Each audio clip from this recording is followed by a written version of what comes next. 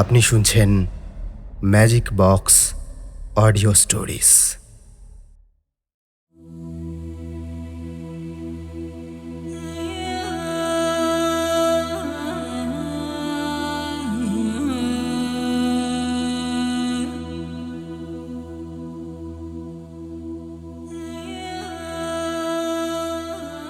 সত্যি আপনার আমার কত কিছু দেখা বাকি, তাই না? আন্টার্কটিকার বরফাচ্ছন্ন মালভূমি, অথবা দক্ষিণ আমেরিকার গভীরতম রেন ফরেস্ট, কিংবা হিমালয়ের দুর্গম পর্বতশ্রেণী। চাঁদের পাহাড়ের শঙ্করের মতো আমরা সব বাঙালিরাই বোধহয় চাই বন্য প্রকৃতির মাঝে হারিয়ে যেতে। হয়ে ওঠে না। আর সেই জন্যই তো আমরা বইয়ের পাতায় খুঁজে বেড়াই অ্যাডভেঞ্চারের নির্মল স্বাদ।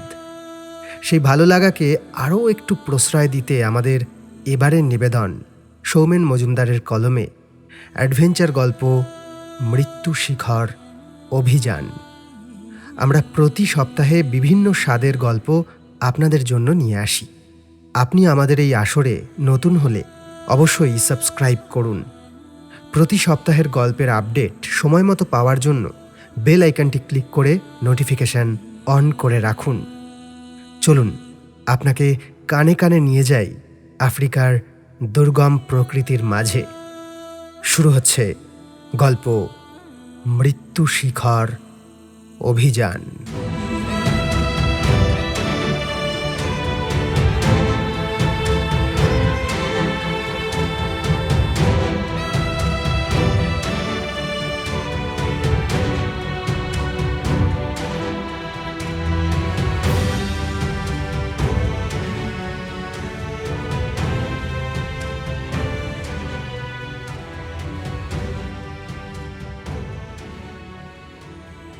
আফ্রিকার রুক্ষ ক্যানভাসে সূর্য যেন এক জ্বলন্ত গোলক।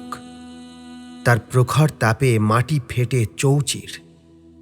দূর দিগন্তে মরীচিকার আবছা রেখা।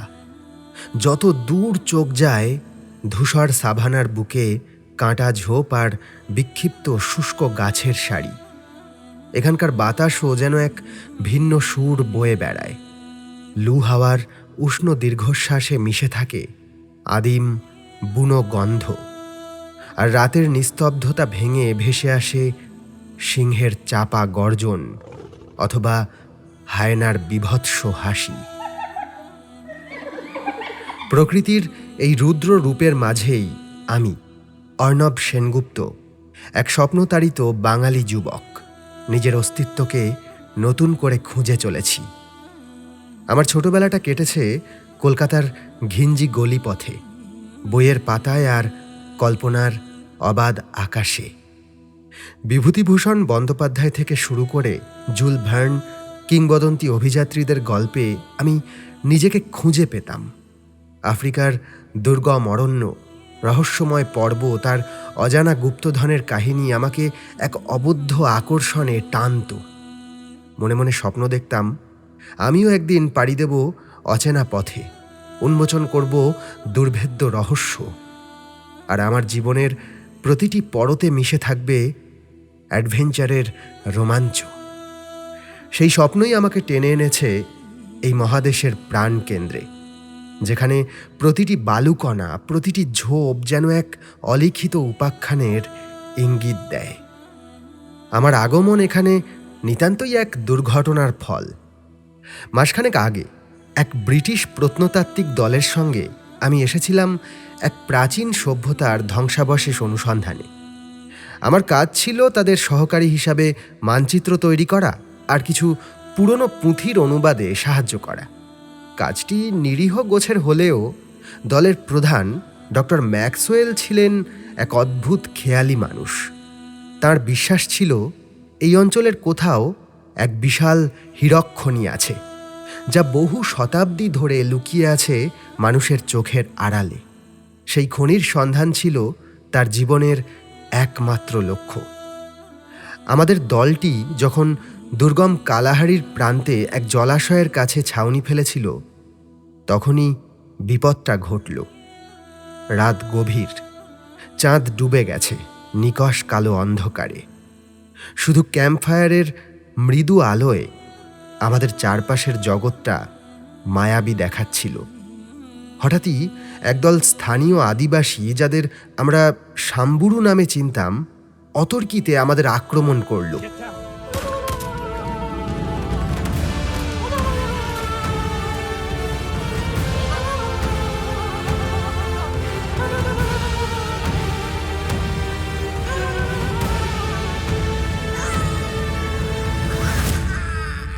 তারা সশস্ত্র ছিল, মুখে ছিল যুদ্ধের উল্কি। আমাদের দলটি সম্পূর্ণরূপে অপ্রস্তুত ছিল। আমি আর ডক্টর ম্যাক্সওয়েল কোনো রকমে রাইফেল হাতে প্রতিরোধ গড়ার চেষ্টা করলাম, কিন্তু ওদের সংখ্যা ছিল অনেক বেশি। সেই রাতের বিভীষিকা আজও আমাকে তাড়া করে বেড়ায়। রাইফেলের শব্দ, আর্তনাদ আর আদিবাসীদের উন্মত্ত চিৎকার মিশে এক ভয়ঙ্কর পরিবেশ তৈরি হয়েছিল। হঠাৎই ডক্টর ম্যাক্সওয়েলের বুকে একটা বিষ মাখানো তীর এসে লাগে। মৃত্যু নিশ্চিত।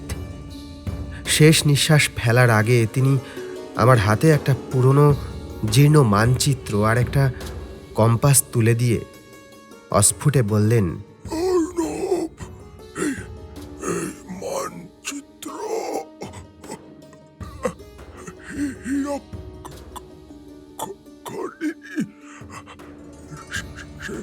শেষ কর।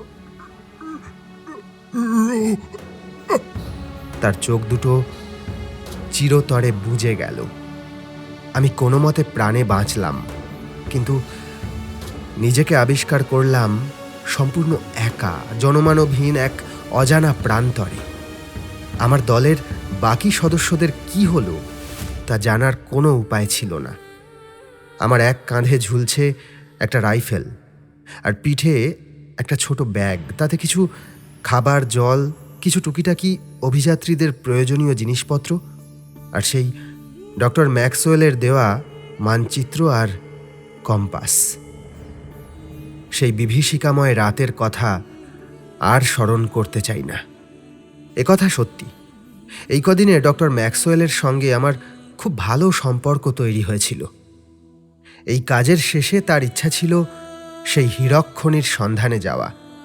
দুই একবার বলেছিলেন আমায় তার সঙ্গী হওয়ার কথা। আমিও সে কথা শুনে মনে মনে রোমাঞ্চিত হতাম। না, কোনো উপায় ছিল না। ডক্টর ম্যাক্সওয়েলের প্রাণহীন শরীরটা সেখানে ফেলে সে রাতে কোনো মতে যতটা সম্ভব দূরে পালিয়ে আসি। সেই ভয়ঙ্কর রাত পেরিয়ে যখন ভোরের আলো ফুটল, তখন আমি বুঝতে পারলাম আমার সামনে দুটো পথ খোলা। হয় ফিরে যাওয়া, আর যা ছিল প্রায় অসম্ভব, অথবা ডক্টর ম্যাক্সওয়েলের অসমাপ্ত কাজ শেষ করা। আমি দ্বিতীয় পথটি বেছে নিলাম। সেই মানচিত্র আর জ্যামিতিক যন্ত্র ছিল আমার একমাত্র অবলম্বন। মানচিত্রে ছিল কিছু দুর্বোধ্য প্রতীক আর চিহ্ন, যা দেখে মনে হচ্ছিল এটি কোনো গুপ্ত পথের নিশানা। ডক্টর ম্যাক্সওয়েলের শেষ কথাগুলো আমার কানে তখনও বাজছিল। হীরক খনি। হয়তো এই মানচিত্রই আমাকে সেই গুপ্তধনের কাছে পৌঁছে দেবে, অথবা হয়তো মৃত্যুর মুখে ঠেলে দেবে। কিন্তু আমার মনে এক নতুন দুঃসাহসী নেশা জন্ম নিয়েছিল, অ্যাডভেঞ্চারের নেশা। প্রথম কয়েকদিন আমি উদ্দেশ্যহীনভাবেই ঘুরলাম। খাবার ফুরিয়ে আসছিল, জলও ছিল অত্যন্ত সীমিত। মাথার উপরে গনগনে সূর্য, আর পায়ের নিচে ধুলো ও পাথর। বন্য পশুর আনাগোনা ছিল নিত্যদিনের ঘটনা। কোনোদিন দূর থেকে সিংহের গর্জন শুনতে পেতাম, কোনোদিন বা জেব্রার পাল ছুটে যেত আমার পাশ দিয়ে। এক রাতে হায়নার দল আমার কাছাকাছি চলে এসেছিল, কিন্তু আমি সাহসের সঙ্গে আগুন জ্বালিয়ে তাদের তাড়িয়ে দিলাম। বেঁচে থাকার এই আদিম লড়াই আমাকে আরও শক্তিশালী করে তুলছিল দিনে দিনে। একদিন সকালে, তখন আমি এক রুক্ষ টিলার উপরে দাঁড়িয়ে মানচিত্রটা হাতে নিয়ে চারপাশের ধূসর প্রান্তর দেখছিলাম। তখনই মানচিত্রের একটি রেখা আমার চোখে পড়ল। এটি একটি নির্দিষ্ট পাহাড়ের দিকে নির্দেশ করছিল, যার নাম মানচিত্রে লেখা ছিল মৃত্যু শিখর। ডক্টর ম্যাক্সওয়েলের মুখে এই পাহাড়ের কথা বেশ কয়েকবার শুনেছি। স্থানীয় আদিবাসীরা এই পাহাড়কে এড়িয়ে চলত। তাদের বিশ্বাস ছিল এখানে এক ভয়ঙ্কর অভিশাপ লুকিয়ে আছে। টিলার উপর থেকে দিগন্তে তাকাতেই আমি এক বিশাল পর্বতশ্রেণীর আবছা রূপ দেখতে পেলাম, কুয়াশার চাদরে মোড়া, মেঘের আড়ালে লুকানো। আমার হৃদয়ে সজোরে ধড়ফড় করে উঠল। এটি নিশ্চয়ই মৃত্যু শিখর। আমার যাত্রা এবার এক নতুন দিশা খুঁজে পেয়েছে। নিজের উদ্দেশ্য সম্পর্কে আমার ভাবনা অত্যন্ত পরিষ্কার। ডক্টর ম্যাক্সওয়েলের স্বপ্ন পূর্ণ করা, সেই গুপ্ত হীরক খনির সন্ধান করা। এই ভয়ঙ্কর আফ্রিকা, তার বন্য প্রকৃতি আর তার গোপন রহস্যের হাতছানি আমায় পাগল করে তুলছিল। আমি জানি না কি অপেক্ষা করছে ওই মৃত্যু শিখরে। হয়তো অকল্পনীয় সম্পদ, হয়তো অমোঘ বিপদ, কিন্তু আমি প্রস্তুত। এইবার শুধু এগিয়ে যাওয়ার পালা। পরদিন ভোর, রাতের জমাট বাঁধা আধার পাতলা হয়ে আসছে পূব আকাশে। ভোরের প্রথম আলোয় প্রকৃতির রূপ যেন আরো ভয়ঙ্কর। মাথার উপর দিয়ে একঝাঁক শিকারী ঈগল তীক্ষ্ণ কণ্ঠে ডাকতে ডাকতে উড়ে গেল। আমার পিঠের ব্যাগে সামান্য যে খাবার আর জল ছিল তা আরও সাবধানে ব্যবহার করতে হবে। আমার লক্ষ্য এখন একটাই, ডক্টর ম্যাক্সওয়েলের মানচিত্রে উল্লিখিত সেই মৃত্যু শিখর। টিলার গা বেয়ে নিচে নামতেই চোখে পড়ল একদল জিরাফ। দীর্ঘ গ্রীবা তুলে তারা যেন উঁকি দিচ্ছিল দূরে, নিশ্চুপে ঘাস খাচ্ছিল। এই নির্জন প্রকৃতিতে এমন প্রাণীদের স্বাধীন বিচরণ দেখে এক অদ্ভুত শান্তি পাচ্ছিলাম, যদিও জানতাম যে কোনো মুহূর্তে বিপদ আসতে পারে। দুপুরের দিকে আকাশ ফেটে ঝলমলে রোদ উঠল।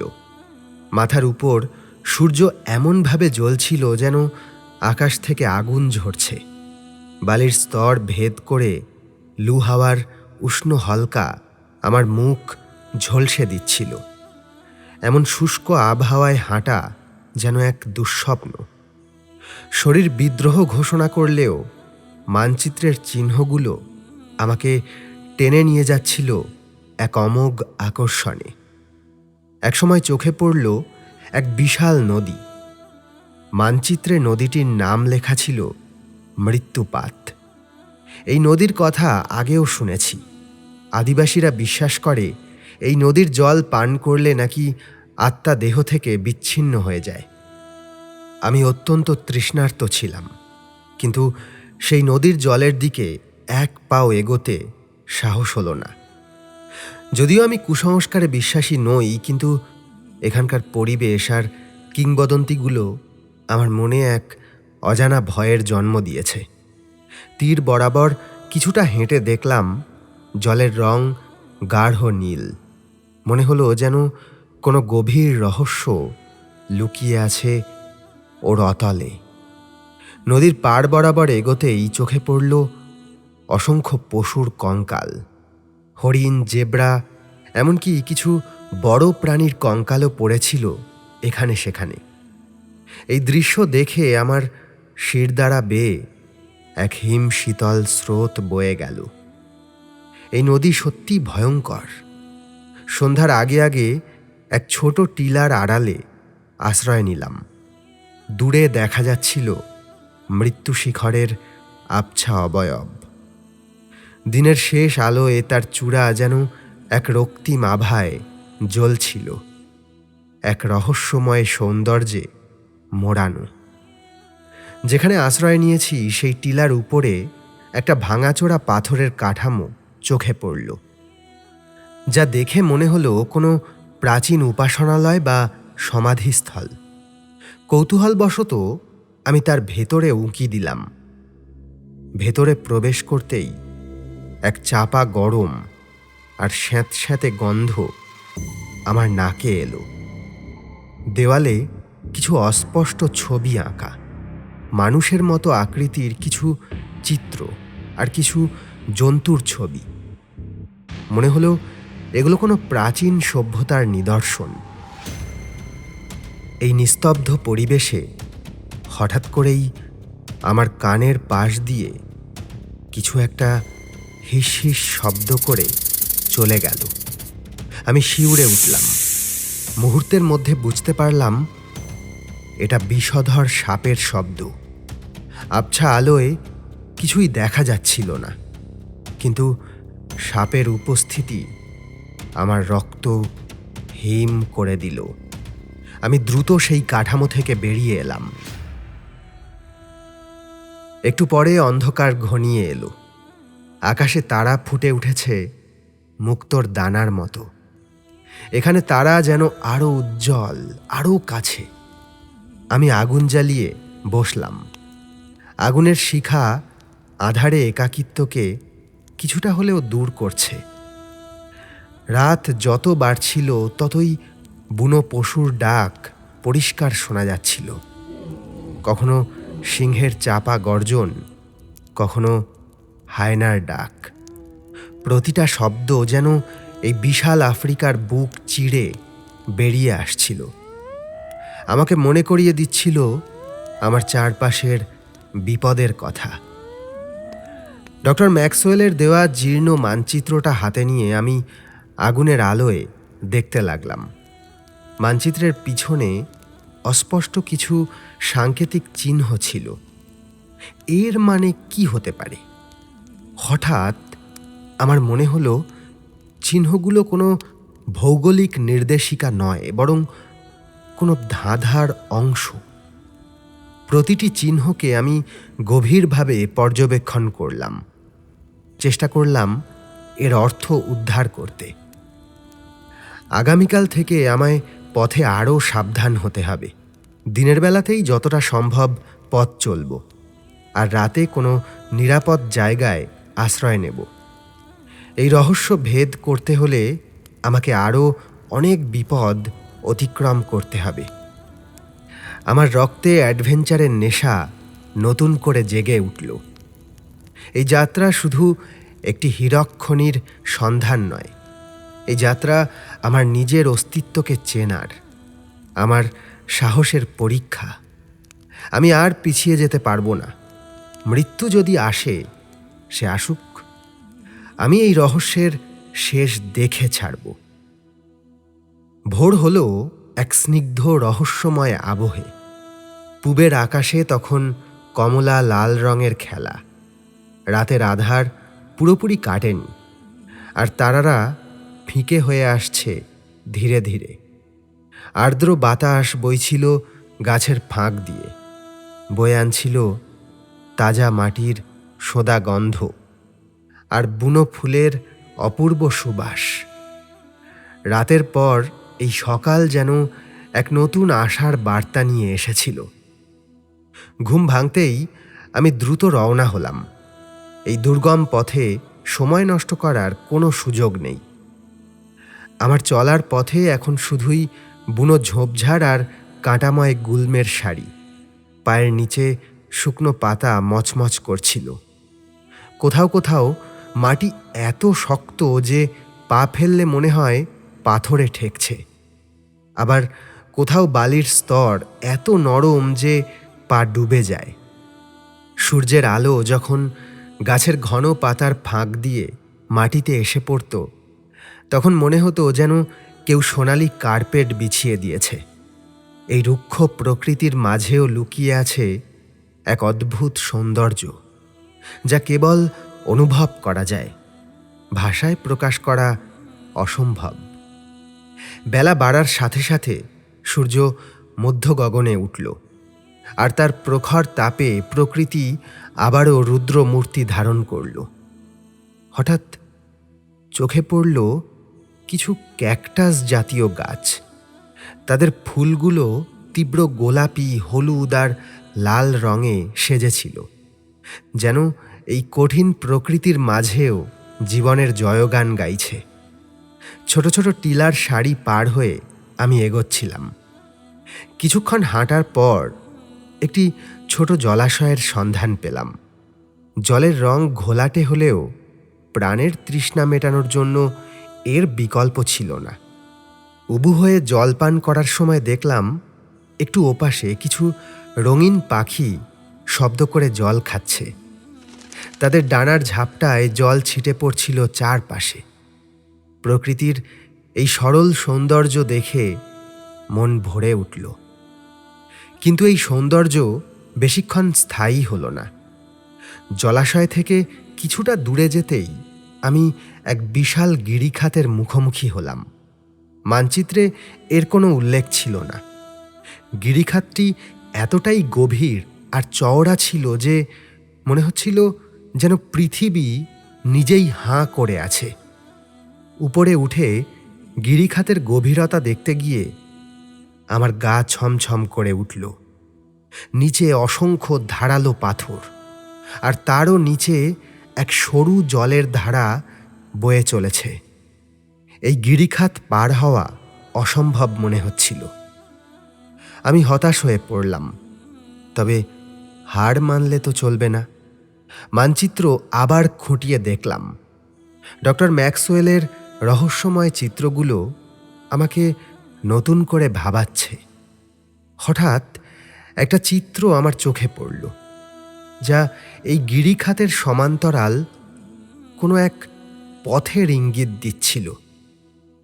কিছুক্ষণ খোঁজাখুঁজির পর গিরিখাতের পাশেই একটি সরু, প্রায় অদৃশ্য পথ খুঁজে পেলাম। পথটি পাথরের স্তূপের আড়ালে ঢাকা, যা প্রথমে নজরে পড়ে না। এই পথ ছিল খুবই দুর্গম, সরু আর খাড়া।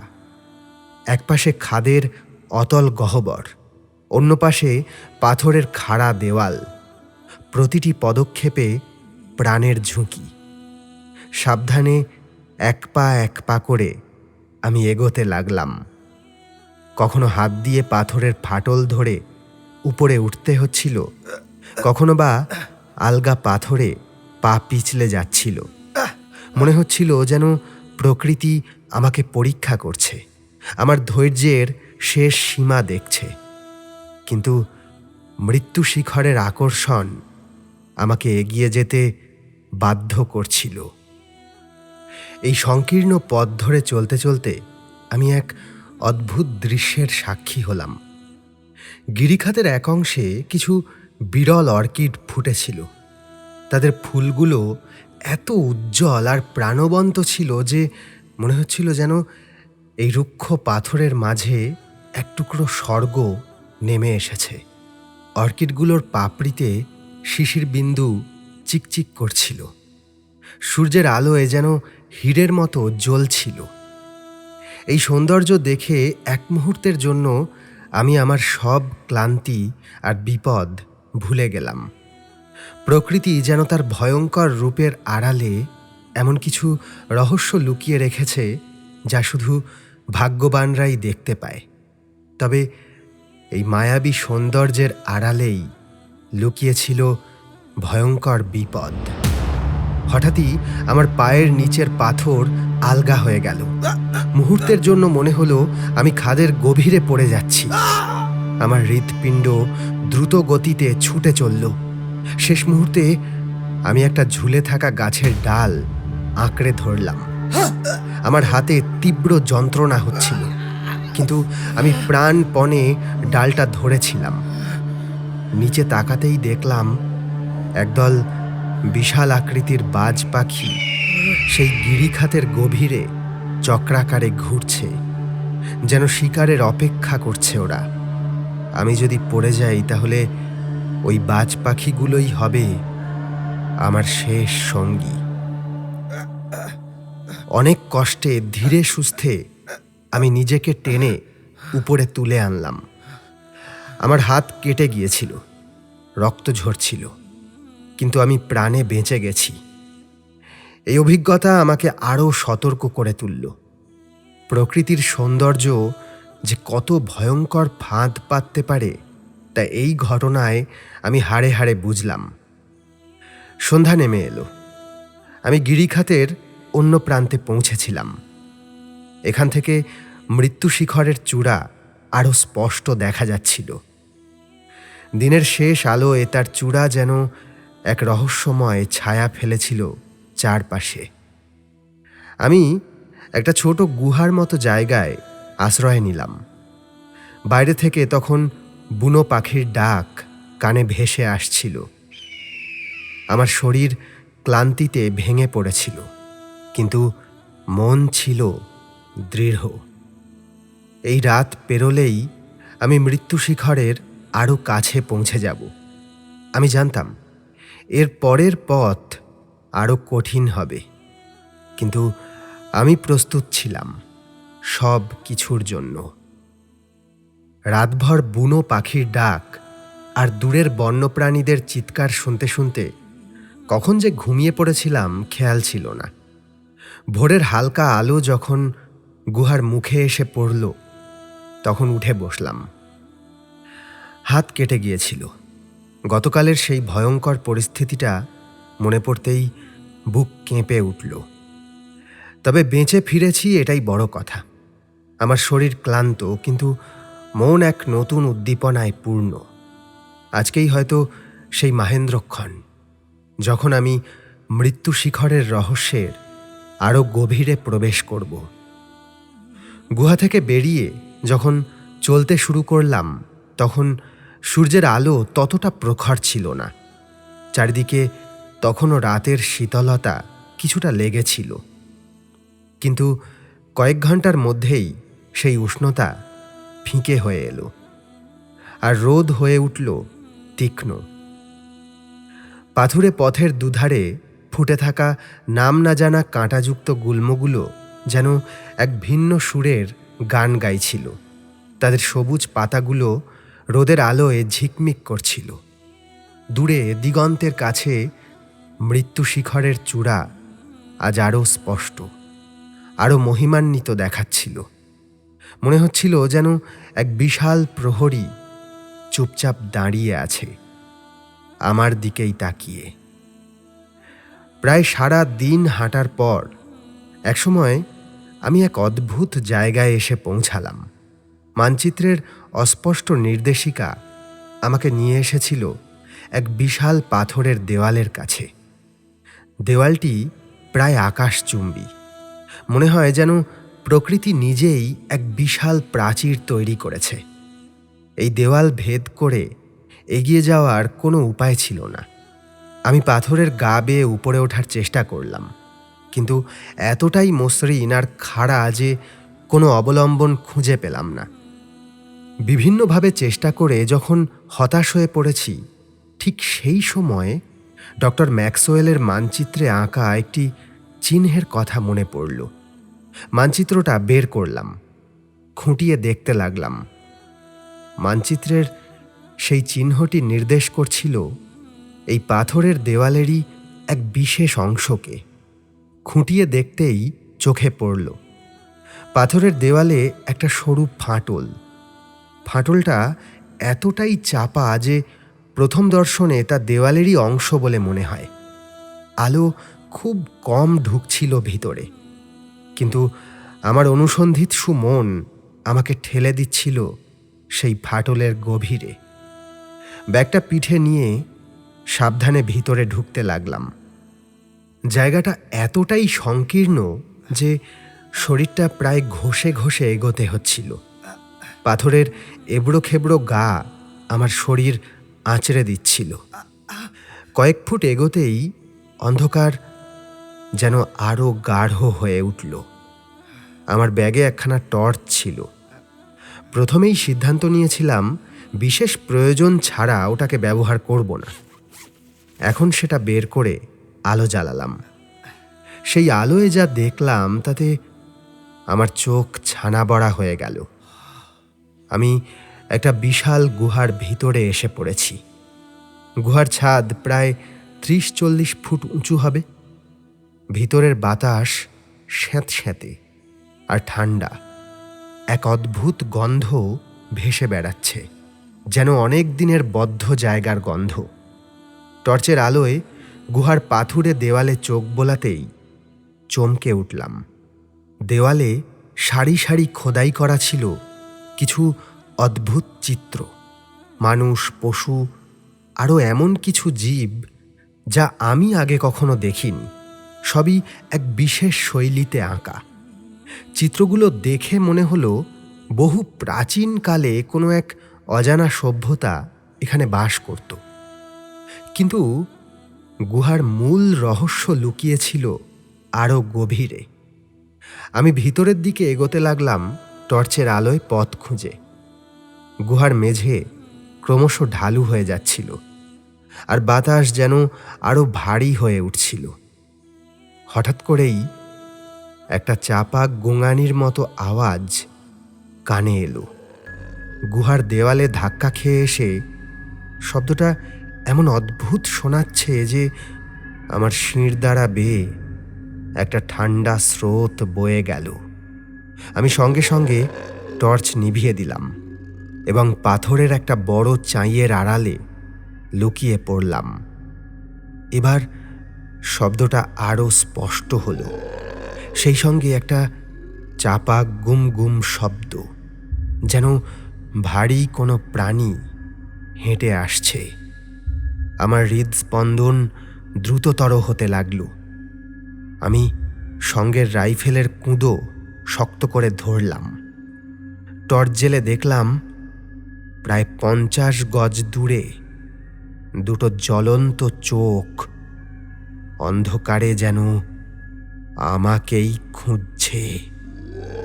চোখগুলো আকারে বড় এবং তা থেকে এক আদিম হিংস্রতা প্রকাশিত হচ্ছে। সেই প্রাণীটা এগিয়ে আসছিল, প্রতি পদক্ষেপে গুহার মেঝে কেঁপে উঠছিল। আমি স্পষ্ট বুঝতে পারছিলাম এটি কোনো সাধারণ প্রাণী নয়। প্রাণীটি আরও কাছে আসতে টর্চের আলোয় তার অস্পষ্ট অবয়ব ধরা পড়ল।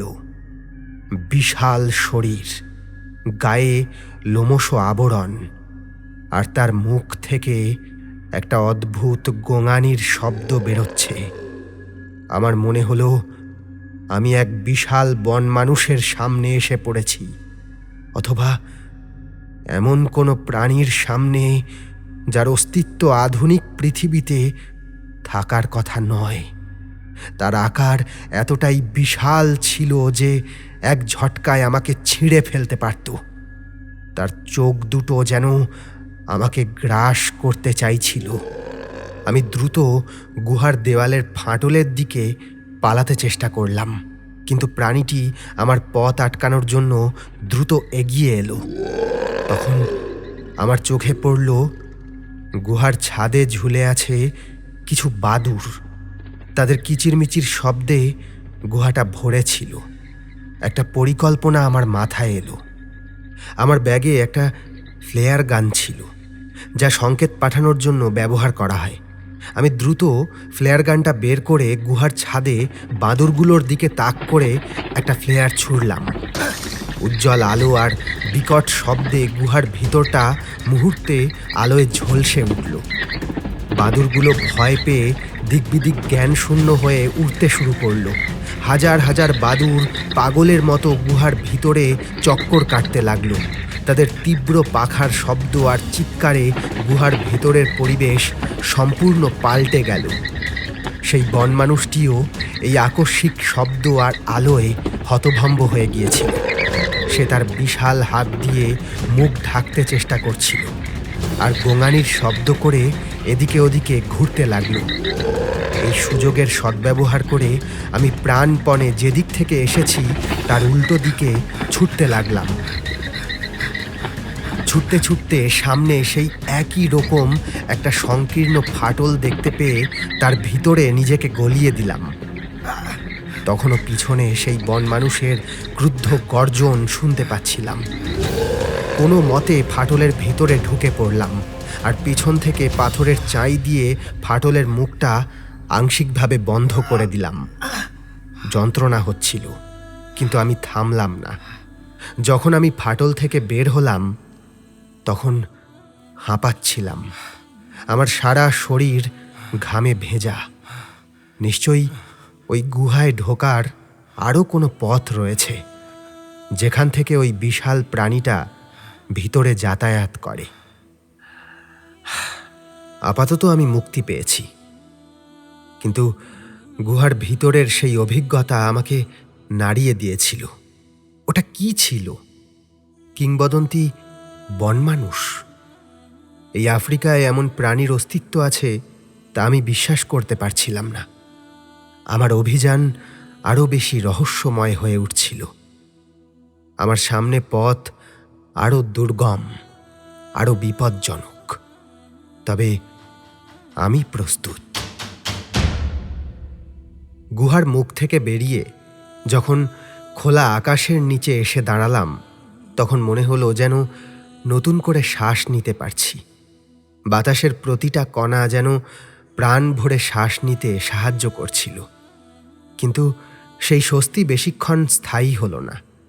আকাশ কালো মেঘে ঢেকে যাচ্ছিল দ্রুত, আর দূর থেকে ভেসে আসছিল মেঘ গর্জনের চাপা শব্দ। আফ্রিকার প্রকৃতি যেন তার আরেক ভয়ঙ্কর রূপ দেখাতে প্রস্তুত হচ্ছিল।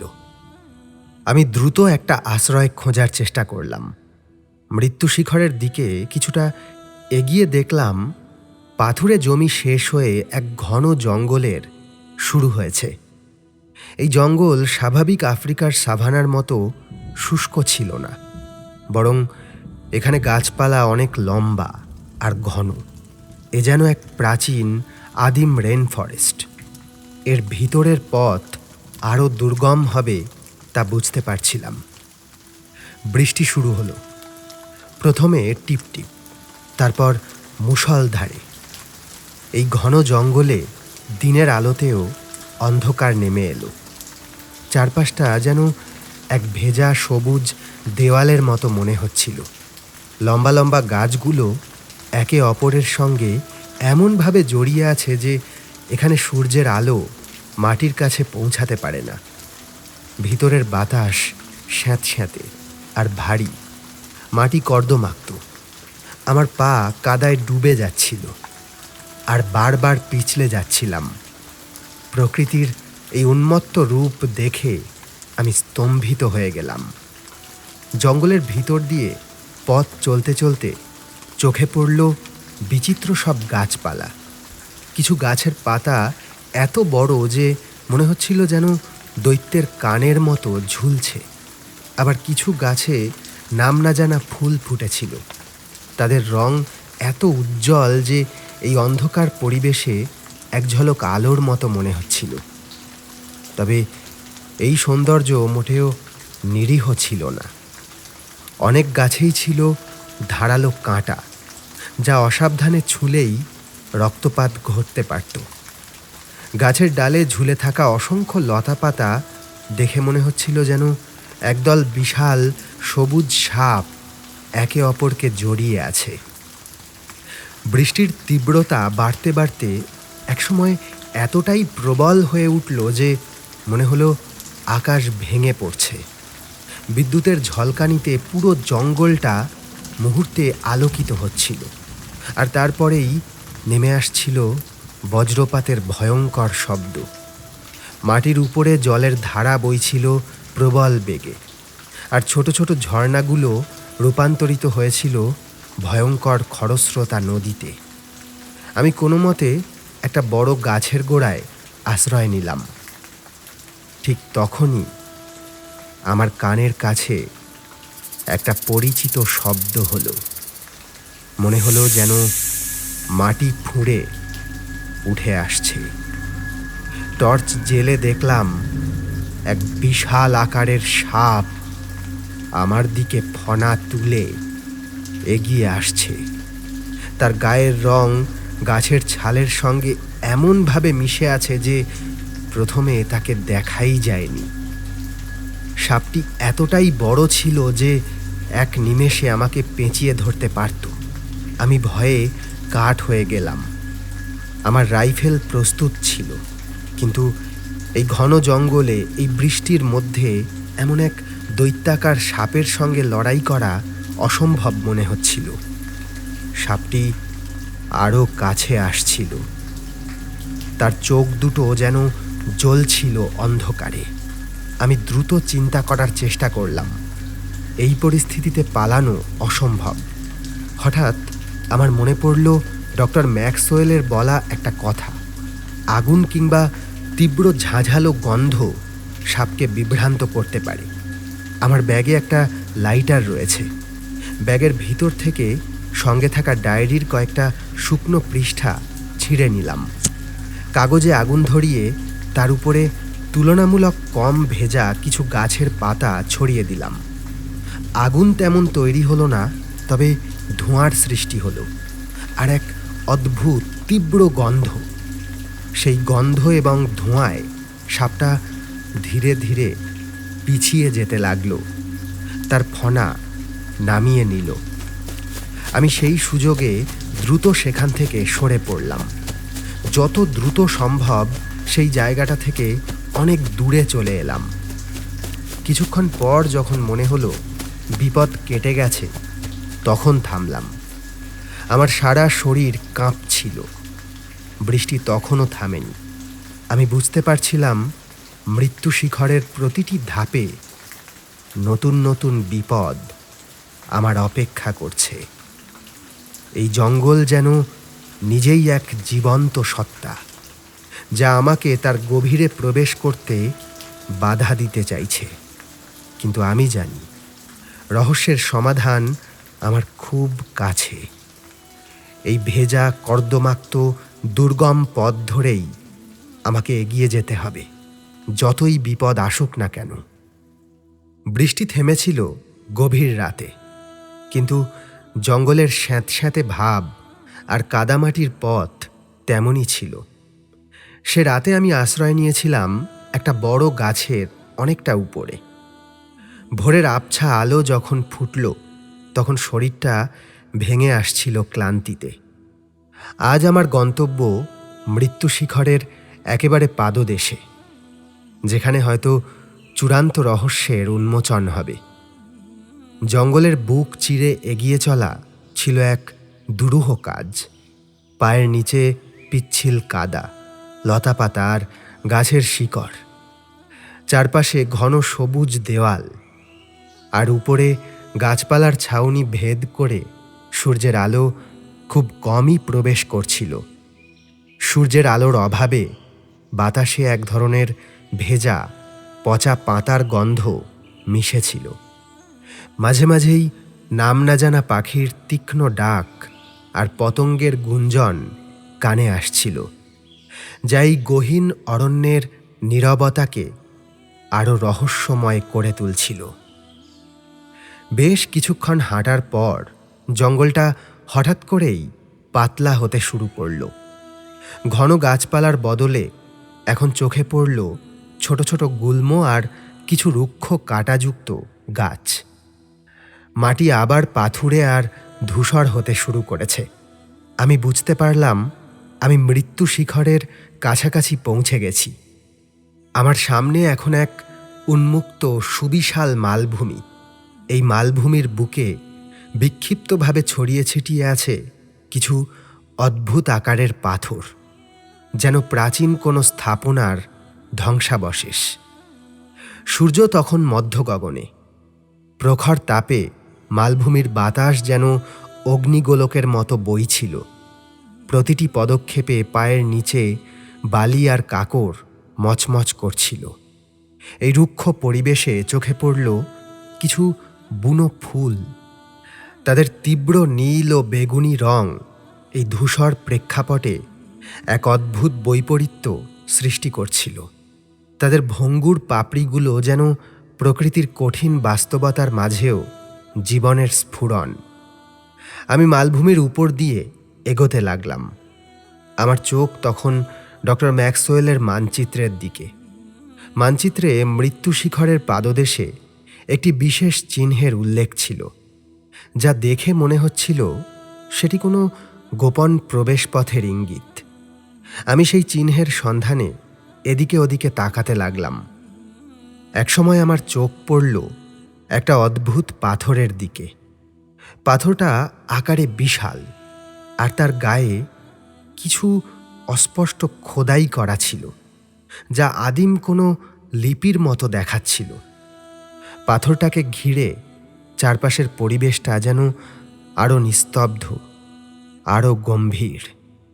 মনে হচ্ছিল এটা কোনো প্রবেশ পথ, যার ওপাশে লুকিয়ে আছে এক অজানা জগৎ। পাথরটার কাছাকাছি যেতেই একটা অদ্ভুত ঘটনা ঘটল। আমার চোখের সামনে মালভূমির দৃশ্যটা যেন কেঁপে উঠল। দূর থেকে দেখা মৃত্যু শিখরের চূড়া হঠাৎ করেই ঝাপসা হয়ে গেল, আর চারপাশের পাথরগুলো যেন নড়তে শুরু করল। এ কি তীব্র মরীচিকা, নাকি সূর্যের প্রখর তাপে আমার চোখের বিভ্রম? আমার মস্তিষ্ক বিভ্রান্ত হয়ে গেল। আমি চোখ কচলে আবার তাকালাম, কিন্তু দৃশ্যটা একই রকম রইল। চারপাশের বাতাস যেন ঘন হয়ে উঠেছে, আর এক অদ্ভুত শব্দ আমার কানের কাছে বাজতে শুরু করেছে, অনেকটা ফিসফিসানির মতো। আসলে ওটা ছিল কানে ভোঁ ভোঁ শব্দ, যা ক্লান্তি আর তৃষ্ণার্ত মস্তিষ্কের দুর্বলতার কারণে তৈরি হয়েছিল। আমি বুঝতে পারছিলাম আমি এক কঠিন শারীরিক ও মানসিক পরীক্ষার সম্মুখীন। এই মরীচিকা এতটাই বাস্তব মনে হচ্ছিল যে কোনটা সত্যি আর কোনটা বিভ্রম তা বোঝা দায় ছিল। আমার মনে হলো অদৃশ্য কোনো শক্তি আমাকে মৃত্যু শিখরের কাছে যেতে বাধা দিচ্ছে। আমি চোখ বন্ধ করে গভীর শ্বাস নিলাম, চেষ্টা করলাম মনকে শান্ত করতে।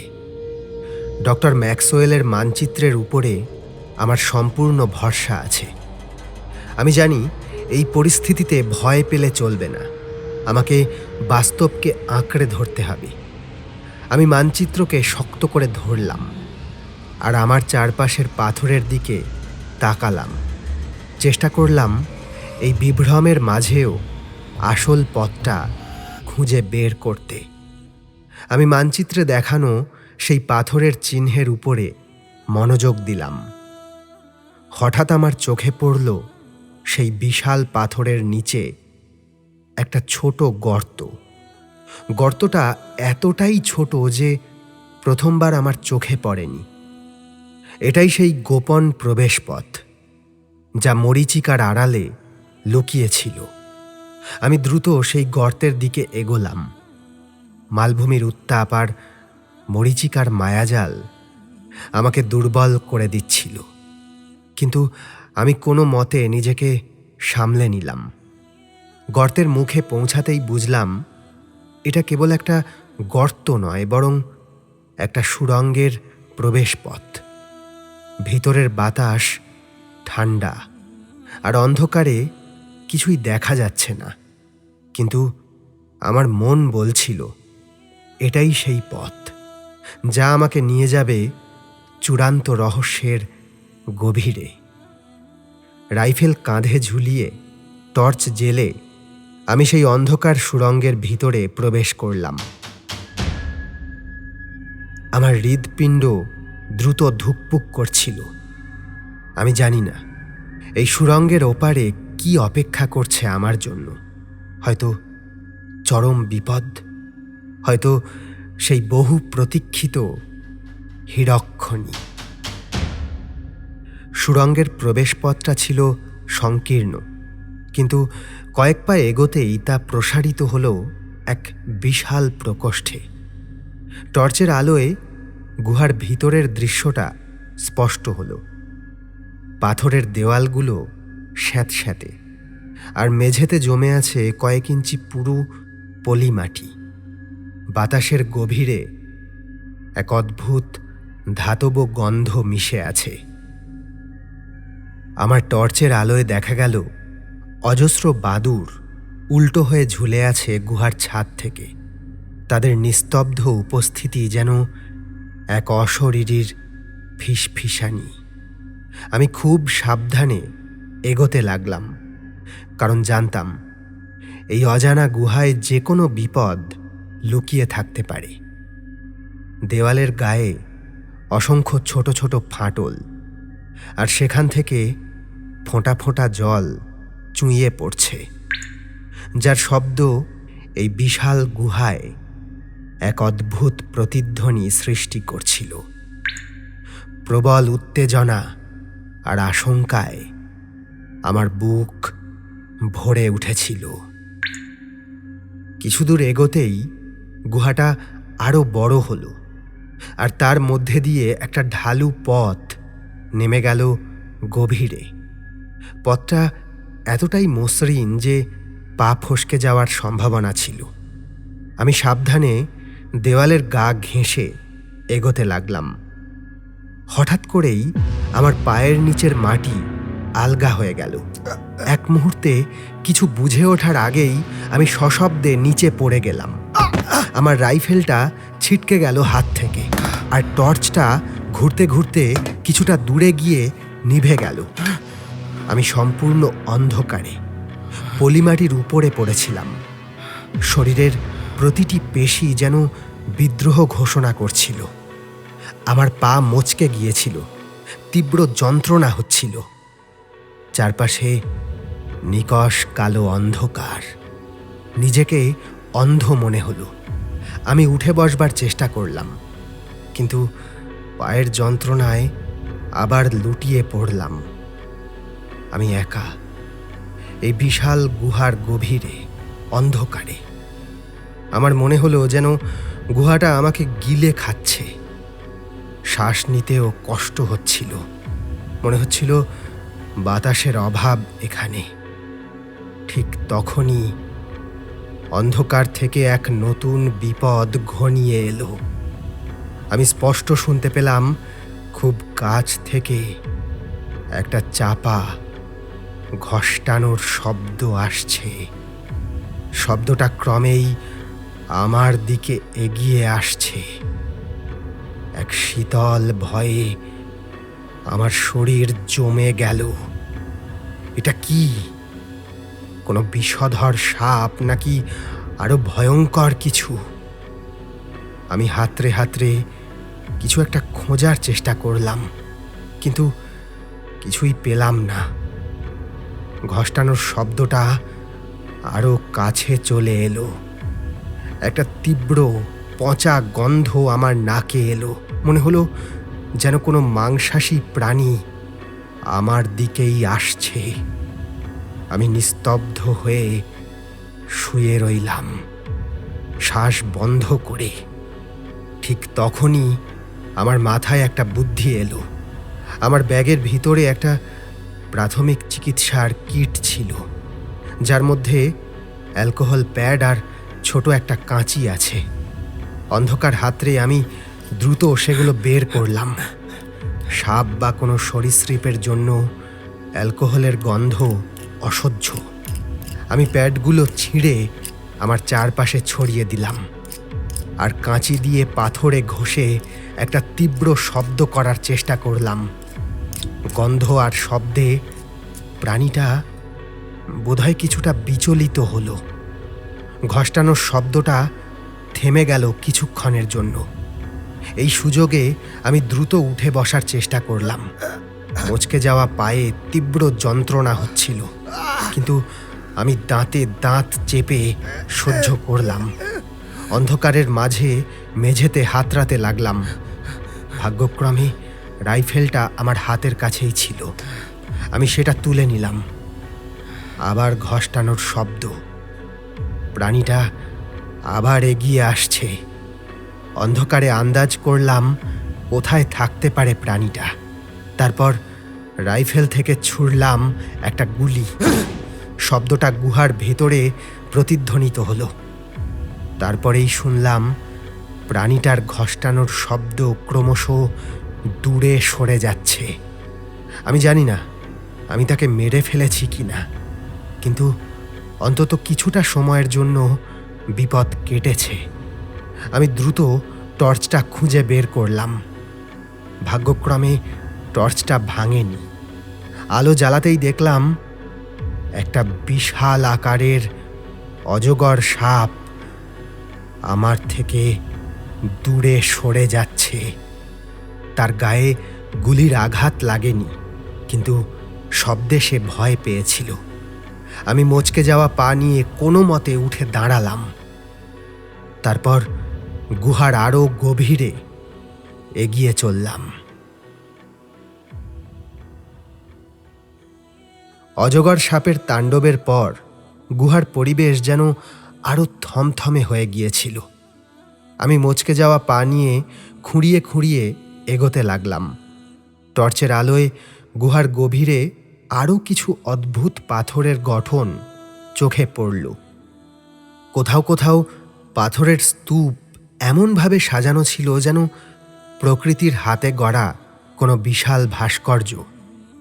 বাতাসের আর্দ্রতা বাড়ছিল, আর মাটির গভীরে এক শীতলতা অনুভব করছিলাম। কিছু দূর যেতেই পথটা আবার ঢালু হয়ে গেল। এবার ঢালটা এতটাই খাড়া ছিল যে আমি প্রায় হামাগুড়ি দিয়ে নামতে লাগলাম।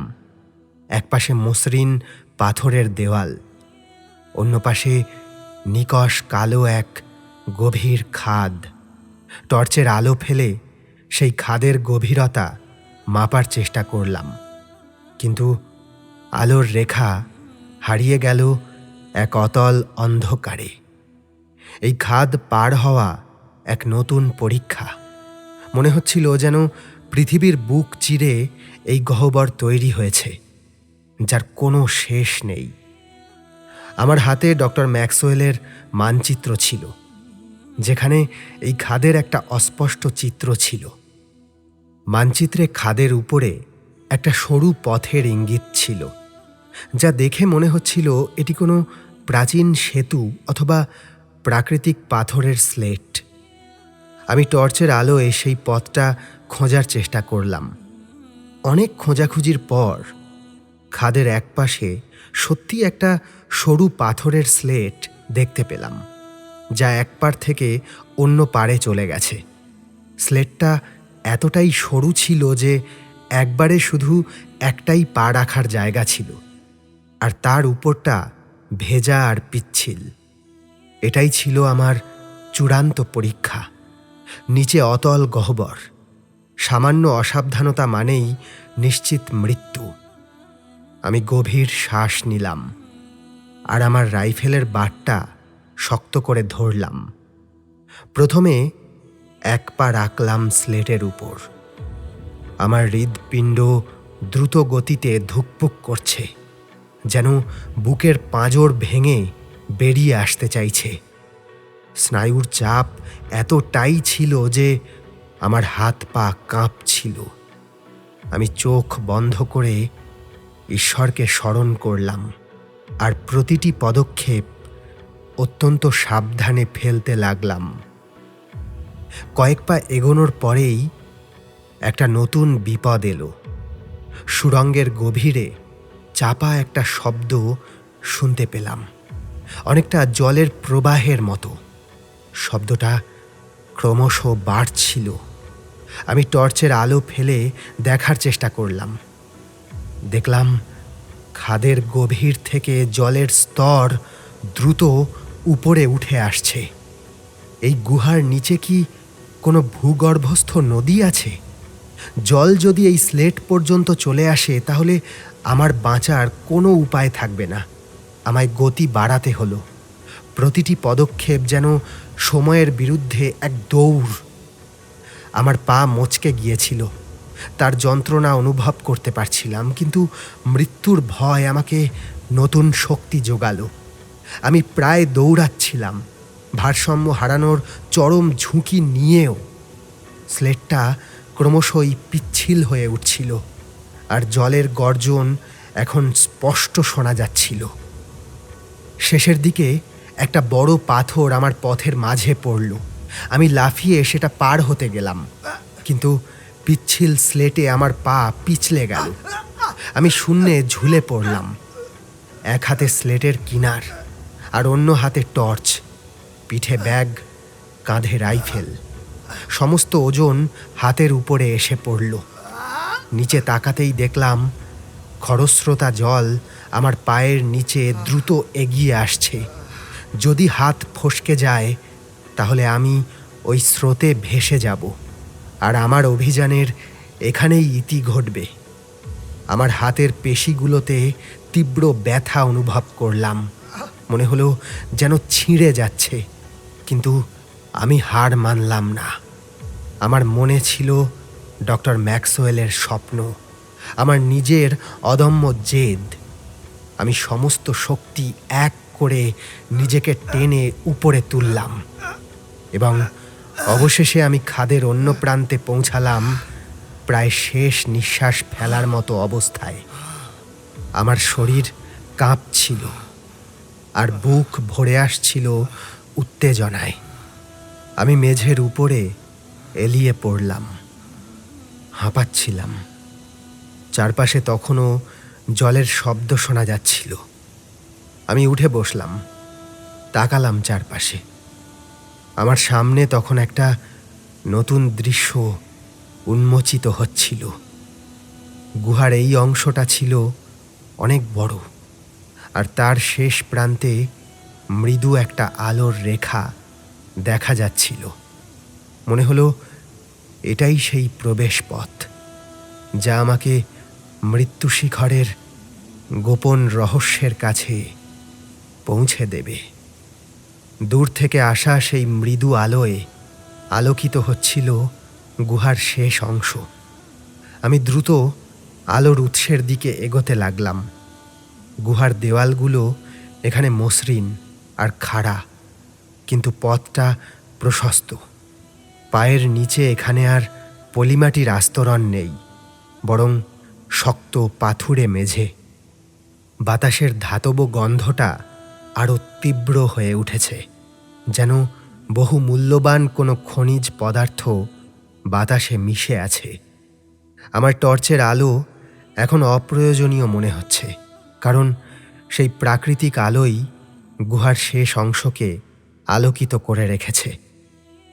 অবশেষে আমি সেই আলোর উৎসের কাছে পৌঁছালাম। আমার সামনে যে দৃশ্য উন্মোচিত হলো তা দেখে আমি বাকরুদ্ধ হয়ে গেলাম। আমার চোখের সামনে ছিল এক বিশাল ভূগর্ভস্থ উপত্যকা।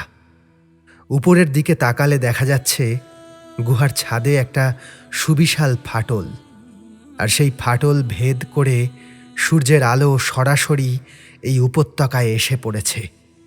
সেই আলোয় উপত্যকার প্রতিটি কণা যেন ঝলমল করছে, কিন্তু উপত্যকার আসল সৌন্দর্য ছিল অন্য কোথাও। আমার চোখের সামনে সারি সারি উজ্জ্বল হীরক। হ্যাঁ, আমি ঠিকই দেখেছি, হাজার হাজার হীরা এখানে ওখানে ছড়িয়ে আছে, পাথরের গায়ে, মাটির উপরে, এমনকি ছোট ছোট খাঁজেও। তাদের ঔজ্জ্বল্যে পুরো উপত্যকাটা যেন ঝলমল করছে। মনে হচ্ছে যেন কেউ মুক্ত আর হীরা ছড়িয়ে দিয়েছে অকৃপণ হাতে। কিছু হীরা আমার হাতের তালুর চেয়েও বড়, আর তাদের ঔজ্জ্বল্য এতটাই তীব্র যে চোখ ধাঁধিয়ে যাচ্ছিল। আমি যেন এক স্বপ্নের রাজ্যে চলে এসেছি। এ দৃশ্য দেখে আমার হৃদস্পন্দন যেন থমকে গিয়েছিল। ডক্টর ম্যাক্সওয়েলের স্বপ্ন, সেই কিংবদন্তির হীরকখনি, সব কিছু আজ আমার চোখের সামনে বাস্তব। এই উপত্যকার নাম দ্য গ্রেট ডায়মন্ড ভ্যালি ছাড়া আর কি হতে পারে? এই উপত্যকা শত শত বছর ধরে পৃথিবীর গভীরে লোকচক্ষুর আড়ালে ছিল। আমি ধীরে ধীরে হীরকগুলোর কাছে গেলাম। একটা বড় হীরা হাতে তুলে নিলাম। সূর্যের আলোয় সেটা এমনভাবে ঝলমল করছিল যে মনে হলো যেন আমার হাতে এক টুকরো তারা। তার মসৃণ পৃষ্ঠ আর নিখুঁত কার্বনের বুনন দেখে আমি অভিভূত হয়ে গেলাম। এই হীরাগুলোর মূল্য পৃথিবীর যে কোনো ধন সম্পদের চেয়ে অনেক বেশি। তবে এই হীরের উপত্যকায় যে কোনোদিন মানুষের পা পড়েনি তেমনটা নয়। উপত্যকার এক কোণে আমি কিছু কাঠামোর ভগ্নাবশেষ দেখতে পেলাম। এগুলো প্রাচীন কোনো সভ্যতার নিদর্শন। আদি কিছু সরঞ্জাম, পাথরে খোদাই করা মূর্তি আর কিছু অদ্ভুত নকশা দেখে মনে হলো এই উপত্যকার একটা দীর্ঘ ইতিহাস রয়েছে। হঠাৎ আমার চোখে পড়ল উপত্যকার এক প্রান্তে একটা সরু পথ, যা আরও গভীরে চলে গেছে। ডক্টর ম্যাক্সওয়েলের মানচিত্রে সেই পথের ইঙ্গিত ছিল। আমার মনে হলো হীরার এই বিশাল ভাণ্ডার হয়তো এই উপত্যকার শেষ রহস্য নয়, আরও কিছু হয়তো লুকিয়ে আছে। আমার অভিযানের নেশা আবারও আমাকে টেনে নিয়ে গেল সেই অজানা পথের দিকে। আমার পা তখনও ব্যথা করছিল, কিন্তু এই অসীম হীরার ভাণ্ডার আমাকে নতুন শক্তি জুগিয়েছে। আমি জানি এই হীরার সন্ধান হয়তো আমার জীবনের গতিপথ পাল্টে দেবে, কিন্তু আমার অভিযান শেষ হয়নি। এইবার শুধু এগিয়ে যাওয়ার পালা, সেই পথের দিকে যা হয়তো আমাকে মৃত্যু শিখরের শেষ রহস্যের কাছে পৌঁছে দেবে। সেই উপত্যকার ঝলমলে আলো ছেড়ে যখন সরু পথ ধরে এগোতে লাগলাম, তখন আবারও নেমে এলো গাঢ় অন্ধকার। আমার টর্চের আলোই একমাত্র ভরসা। গুহার ভেতরের বাতাস এখানে আরও ভারী, যেন শ্বাস নিতে কষ্ট হচ্ছিল। পায়ের নিচে নরম ভিজে মাটি, যা দেখে মনে হচ্ছিল যেন হাজার হাজার বছর ধরে কেউ এ পথে পা রাখেনি। দেওয়ালে অদ্ভুত সব শ্যাওলা আর ছত্রাক জন্মেছে, যাদের রং এতই বিচিত্র যে মনে হচ্ছিল যেন বিমূর্ত কোনো চিত্রকর্ম। পথটা ক্রমশ নিচের দিকে নামছিল, আর বাতাসের আর্দ্রতা বাড়ছিল। মাঝে মাঝে মাথার উপর থেকে জলের ফোঁটা পড়ছিল, যা অন্ধকার গুহায় এক অদ্ভুত শব্দ তৈরি করছিল।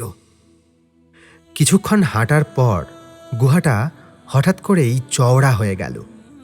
টর্চের আলোয় আমি যা দেখলাম তাতে আমার চোখ কপালে উঠল। আমার সামনে ছিল এক সুবিশাল ভূগর্ভস্থ হ্রদ। হ্রদের জল স্থির আর স্বচ্ছ।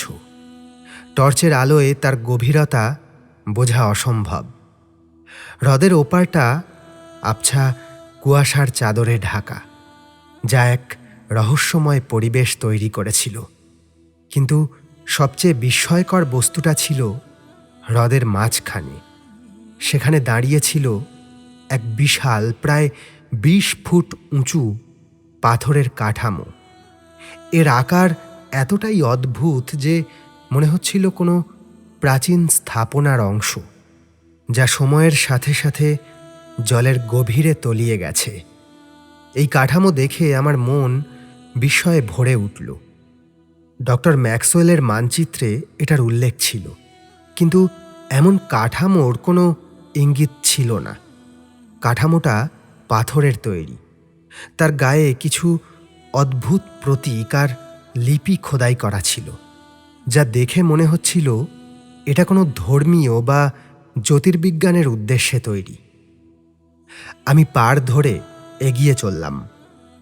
চারপাশে অসংখ্য স্ফটিক আর রত্ন ঝলমল করছিল, যা হ্রদের অন্ধকারকে আরও রহস্যময় করে তুলেছিল।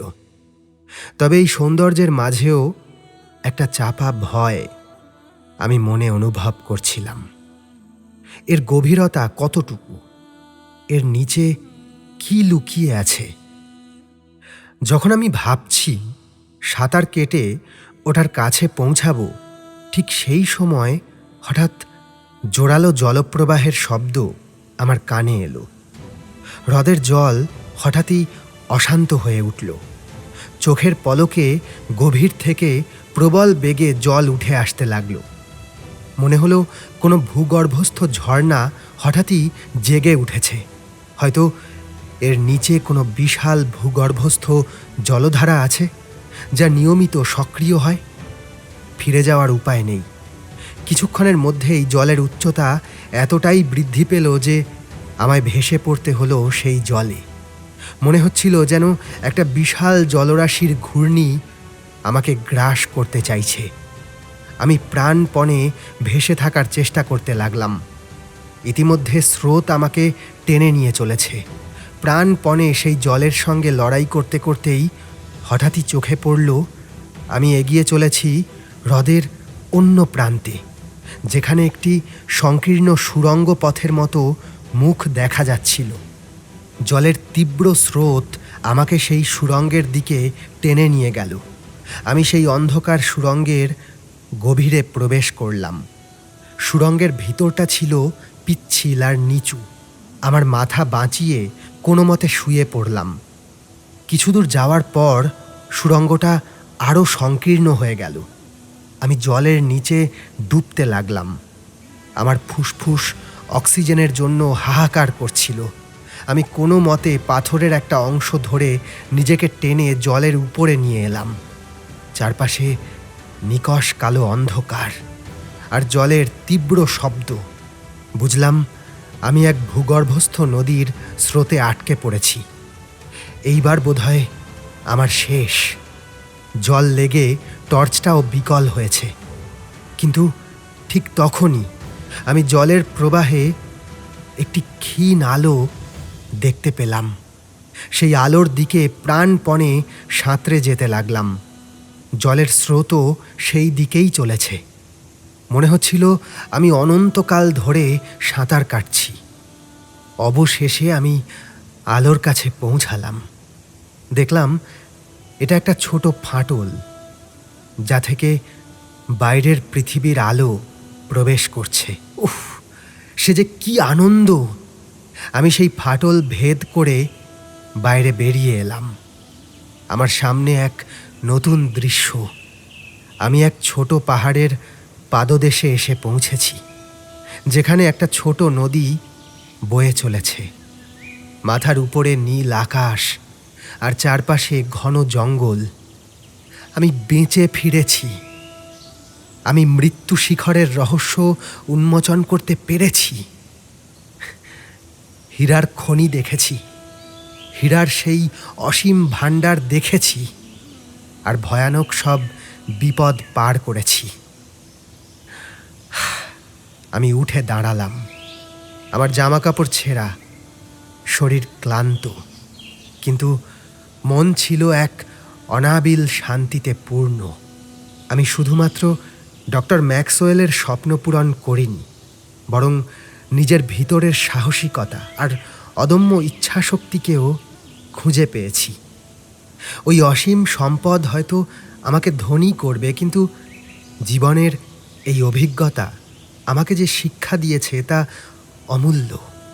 আমার হাতে পায়ে অজস্র আঁচড় ও ক্ষত, আর পা এখনো বেশ ব্যথা করছে।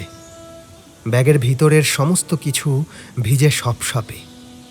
আমি নদীর জল আকণ্ঠ পান করলাম। ওহ, প্রাণ যেন জুড়িয়ে গেল।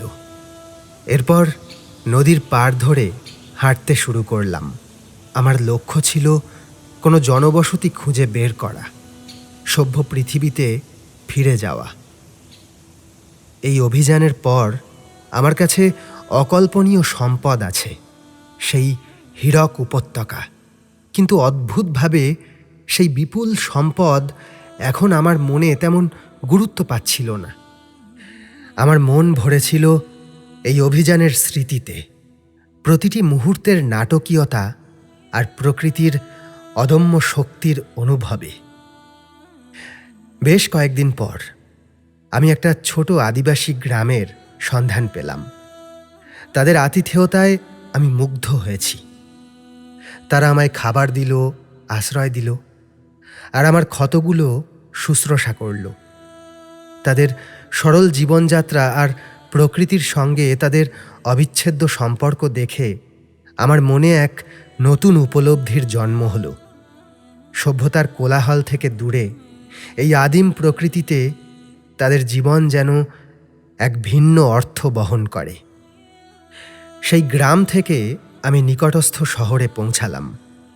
শহরে ফিরে এসে প্রথমে যা করলাম তা হলো ডক্টর ম্যাক্সওয়েলের পরিবারকে তার মৃত্যুর খবর জানানো এবং তার মানচিত্র তাদের হাতে তুলে দেওয়া। তারা শোকাহত হলেও আমার প্রতি কৃতজ্ঞতা প্রকাশ করল। এরপর আমি হীরক উপত্যকার কথা সরকারের কাছে জানালাম। নিশ্চিতভাবে এটি এক বিশাল আবিষ্কার ছিল, যা আফ্রিকার অর্থনীতিতে এক নতুন শক্তি যোগাবে। কিছুদিনের মধ্যেই আমি কলকাতায় ফিরে এলাম। আমার এই দীর্ঘ এবং রোমাঞ্চকর অভিযানের গল্প শুনে সবাই বিস্মিত হল। সংবাদ মাধ্যম আমাকে নিয়ে মাতামাতি শুরু করল। আমি রাতারাতি এক অভাবনীয় সম্মান পেলাম। আফ্রিকার সরকার এই আবিষ্কারের জন্য আমাকে বিপুল অর্থ পুরস্কার স্বরূপ দিয়েছে। বলা বাহুল্য, সেই বিপুল অর্থে আমার জীবন সম্পূর্ণ পাল্টে গেছে। আমার হাতে এখন অফুরন্ত অর্থ আর পায়ের নিচে এক বিশাল পৃথিবী। কিন্তু এই আরামদায়ক জীবনে আমার মন বসছিল না। আফ্রিকার রুক্ষ প্রকৃতি, ঘন জঙ্গল, ভূগর্ভস্থ গুহা আর সেই মৃত্যু শিখরের হাতছানি সব যেন আমাকে প্রতিনিয়ত ডাকছিল। আমার এই অভিযানের প্রতিটি বিপদ, প্রতিটি প্রতিকূলতা যেন আমার রক্তে নতুন এক নেশা ঢুকিয়ে দিয়েছে। এই সাজানো গোছানো জীবনের প্রতিটা মুহূর্ত যেন অর্থহীন মনে হচ্ছিল। আমার মনে নতুন এক খিদে তৈরি হয়েছে। পৃথিবীর মানচিত্রে এখনো অসংখ্য অজানা স্থান, অনাবিষ্কৃত রহস্য লুকিয়ে আছে। আন্টার্কটিকার বরফাচ্ছন্ন মালভূমি, দক্ষিণ আমেরিকার গভীরতম রেন ফরেস্ট, অথবা হিমালয়ের দুর্গম পর্বত শ্রেণী, কত কিছু এখনো আমার দেখা বাকি। আমি জানি এই জীবন কেবল অর্থ উপার্জনের জন্য নয়, বরং জীবনের প্রতিটি মুহূর্তকে উপভোগ করার জন্য। আমার ঘরের দেওয়ালে টাঙানো রয়েছে আফ্রিকার এক সুবিশাল মানচিত্র। সেই মানচিত্রের দিকে তাকিয়ে আমি স্বপ্ন দেখি নতুন এক অ্যাডভেঞ্চারের, হয়তো পৃথিবীর গভীরতম গুহায়, অথবা কোনো প্রাচীন সভ্যতার হারানো শহরে। আমি জানি অর্ণব সেনগুপ্তের জীবনের আসল যাত্রা সবে তো শুরু। এইবার শুধু সেই অজানা পথের দিকে এগিয়ে যাওয়ার পালা, যেখানে অপেক্ষা করছে এক নতুন দিগন্তের হাতছানি।